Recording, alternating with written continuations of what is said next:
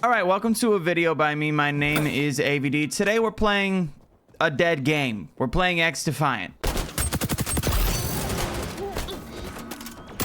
All right, so first off, if you enjoy, make sure to subscribe to the channel. Join the Discord with the link in the description. Hey, I'm dead. I have to turn this down, I think.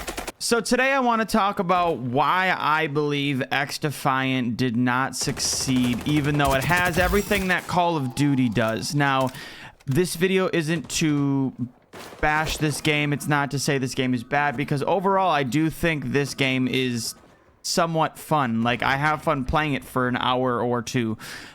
So this isn't a video to bash this game. I just kind of want to give my thoughts on why I believe this game did not succeed like they were hoping it would. So for me, the biggest idea that I can come up with is that, you know, arcade shooters like this don't survive anymore. You need more than oh my goodness, you need more than just a simple arcade shooter like this. If you look at a game like Call of Duty, they have the campaign, which I know a lot of players don't necessarily play. You have the multiplayer, you have zombies, and now you have Warzone. You also have many Call of Duties that have all of this. So I mean, there's a lot to offer there. While it might not be good, it might not be great, you might hate it, you might love it, just whatever, there are a ton of options for you to play.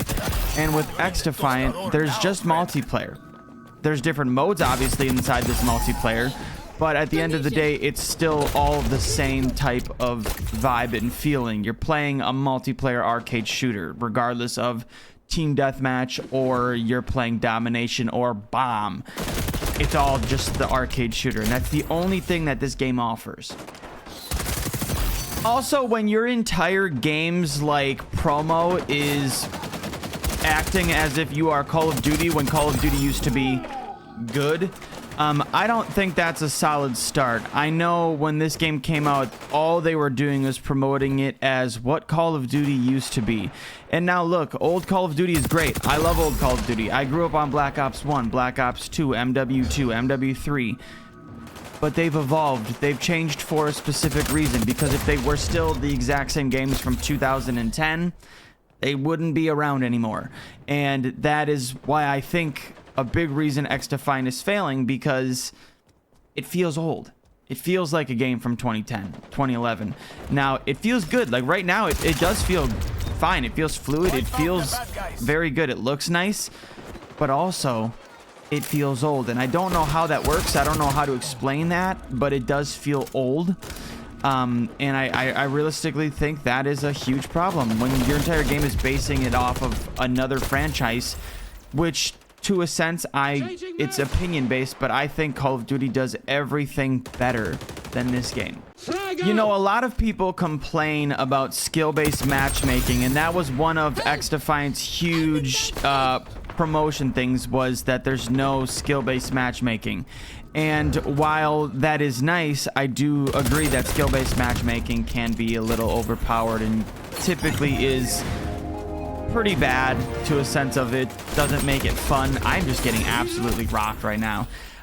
Clearly, it's not a deal breaker for fans, for players, for whatever it may be, because for a game like this with zero skill-based matchmaking, I mean, I don't notice a difference. You could tell me there's skill-based matchmaking in this game, and I would genuinely believe that there is skill-based matchmaking. Like, you could say there is, and I'd believe it. You could say there isn't, and I would believe it. I don't know. It doesn't feel any different than any other COD. You know, once players figure out what guns are good and what things are good, you're going to get great players that just get better. But you're also going to get some players who are just kind of oblivious. And I don't like that guy is going invisible. And I get we're all guilty of it, but we like to complain. We like to get negative about specific things, and that's what a lot of people do with skill-based matchmaking. And again, while I do think there are times where I'm definitely feeling, oh, I'm getting hit by a turret. I definitely feel that skill-based matchmaking kicking in, and it does suck. But overall, I don't think it's as bad as everyone is making it out to be. Again, it is bad, but I feel like a lot of people are acting as if it's like the worst thing in the world, which I guess it might be, but also, like, obviously it's not a deal breaker for players, because Call of Duty is still thriving, while a game that doesn't have it is dying and shutting down in a few months. All right, we lost the first game. Let's continue on to the next game and continue talking. Okay, it took a minute, but we're finally into another match. We're in a Far Cry New Dawn map, and I loved Far Cry New Dawn. I know a lot of people did not enjoy it, but I love the aesthetic. I love the colors. Everything about it I loved. So I'm excited to play this map. All right, we're in the next game, and I want to give a little bit of like good feedback for Xdefiant. While I do think the game feels a little old, I will say I think the maps on this game are great. I think if anything that was done better on Xdefiant, it was the maps. The maps on Xdefiant are genuinely very fun. And they do feel like old school Call of Duty. Now, obviously, I think that's a bad thing to keep comparing it to COD. But Call of Duty used to have really good maps. They don't anymore. The maps in COD kind of just suck. And I think for Xdefiant, there's not one bad map that I've played. I genuinely enjoy every single map on Xdefiant. And I think that is really good. And it's a shame they were wasted on a game like this that is essentially going to fail. All right, now that that's out of the way, let's go back to the negatives. Another thing that I think really hurt this game was the promise of content that never showed up. You know, one of their biggest things going into this game was that it was going to have the classic prestige system from Call of Duty, which is now already back in Call of Duty, but at the time it was not, and they were promising it. It is still not in the game. It was supposed to be coming with Season 3, but why would you release a prestige system 3 seasons in? Like, that should have been a day one type of thing. And now, I don't think we're even going to get it, because what's the point of getting a prestige system when the game is closing in 6 months, 7 months? It is just wild to me that they promised all of these things and then just kept delaying it. It took them 2 seasons to come out with a search and destroy mode. Which, yes, is literally just Call of Duty Search and Destroy, but it's called Bomb. And I can't hate on anything when it comes to the development of these things, because I don't know what it takes to make a video game, what it takes to make a specific mode. But for a game that already has everything in it, I don't understand how difficult it was to throw 2 bomb points onto a map and then change the life amount to 1. I feel like it should be easy, but again, it might not be.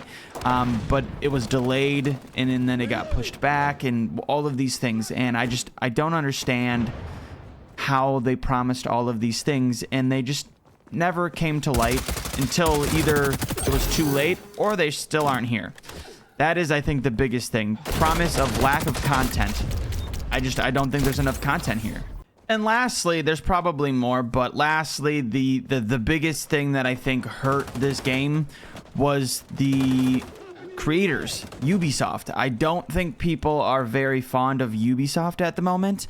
I feel like they have been getting hit with a lot of negativity lately, and it's one of those things where you find out your game that you were excited for is made by a specific company, people are going to be less excited about it. Now, personally, for me, I don't really care who makes a game as long as the game is good, whatever.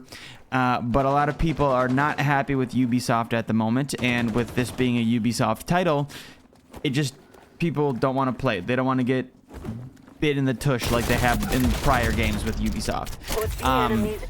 I think that is literally the nail in the coffin right there. If this game was made by another company, it may have succeeded more. I don't know if it would have succeeded, but maybe it would have lasted longer. I don't know. Now, with all of that being said, again, I do want to really push in there that it is sad to see another game kind of just crumble.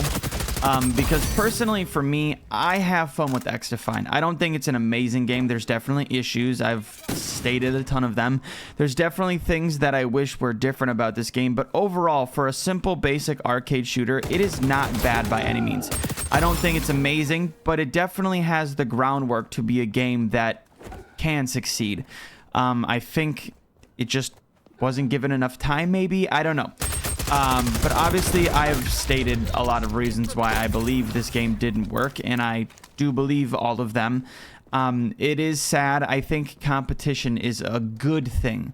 I think if this game could have succeeded, I think Call of Duty would have became a better game for it.